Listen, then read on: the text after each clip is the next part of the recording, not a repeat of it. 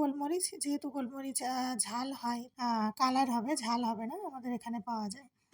একদম easily homemade শাহি গরম মশলা ready, আর স্বাদে গন্ধে একদম ভরপুর। Good evening everyone. আজ একটা সুন্দর মশলার রেসিপি শেয়ার করতে চলেছি তোমাদের সাথে। আমার ঘরে বানানো থাকে, মানে আমি নিজেই বানাই প্রথম থেকেই। আমার গরম মশলা কখনো কিনতে হয়নি, তো বুঝতে পারছো শাহি গরম মশলার রেসিপি শেয়ার করতে চলেছি।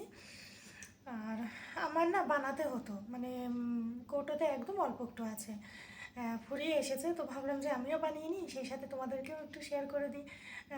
কারণ প্রয়োজনীয় জিনিস, ভিডিওটা দেখলে নিশ্চয়ই তোমাদেরও কাজে লাগবে। আর সানরাইজ বলো বা এভারেস্টের এই মশলাগুলোর তো কত দাম, যদিও সানরাইজেরটাই আমার কাছে ভালো লাগে বেশি, মানে যেটা রেড কালারের স্যাশে 7-8 টাকা দাম নেয়, কিন্তু দেখেছো তো কতটা কম পরিমাণে থাকে, 2-3টে তরকারিতে দিলেই যেন ফুরিয়ে আসে।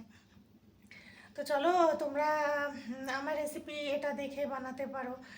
অবশ্যই আমি শিওর হয়ে বলছি, কারণ আমি প্রায় 2-3 বছর ধরে এভাবেই বানিয়ে আসছি, আর আমি নিজেই কিন্তু মানে এই গরম মশলাটাই রান্নাতে ব্যবহার করি। খুবই সুস্বাদু অ্যান্ড সুগন্ধ তো খুব সুন্দর আসে ম্যাক্সিমাম রান্নাতে, মানে প্রত্যেকটা বলতে যাচ্ছিলাম আমি, ম্যাক্সিমাম রান্নাগুলোতেই কিন্তু আমাদের শেষে গরম মশলা ছাড়া পুরো অসম্পূর্ণ থেকে যায়। তো একবার জানো তো আমি প্রথমে কী করেছিলাম, মানে ওটা এলাচ, লবঙ্গ আর দারচিনি, এই তিনটে মিশিয়ে মানে আগে চিনতাম, জানতাম যে এটাই গরম মশলা, তো এই তিনটে গুঁড়িয়ে আর কি বানিয়েছিলাম। তো একদম সেরকম আমার না সুস্বাদু হয়েছে, মানে মশলাটা, আর তেমন কোনো সুগন্ধও ছিল না। তো তারপর থেকে আমি ভাবলাম না, এভাবে আর করা যাবে না, আমাকে শাহি গরম মশলাটাই বানাতে হবে। তো তারপর থেকেই আমি কিন্তু এভাবেই বানাই। তো চলো আর বেশি কথা না বলে আমি বানাই, আর তোমরা দেখতে থাকো ভিডিওটা।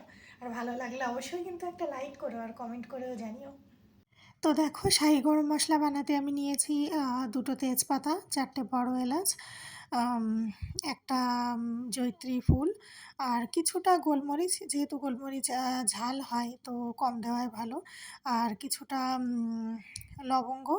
এলাচটা আমি গুনে দিয়েছিলাম, ওটা 25 থেকে 30টা মতো ছিল, একটা স্টার অ্যানিস, আর জায়ফল 4 ভাগের 1 ভাগ, 4টে শুকনো লঙ্কা, দারচিনি, আর ওপাশে যে 4টে লঙ্কা দেখছো ওটা হচ্ছে কালার হবে, ঝাল হবে না, আমাদের এখানে পাওয়া যায়। প্রথমে তো মশলাগুলো একটু ড্রাই রোস্ট করে নিতে হবে। তোমরা সব মশলা কিন্তু একবারে দেবে না, কারণ সব মশলাতে সমান তাপ প্রয়োজন হয় না, এতে স্বাদ গন্ধ পুরোই একদম বদলে গিয়ে খারাপ হয়ে যাবে বরং।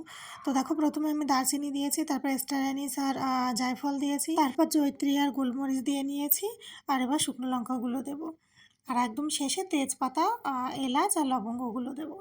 কারণ এই মশলা দুটো না একটু বেশি ভাজা হয়ে গেলে সুগন্ধ থেকে দুর্গন্ধ চলে আসে, আমি অনেকবার বানিয়েছি তো এই জন্য জানি।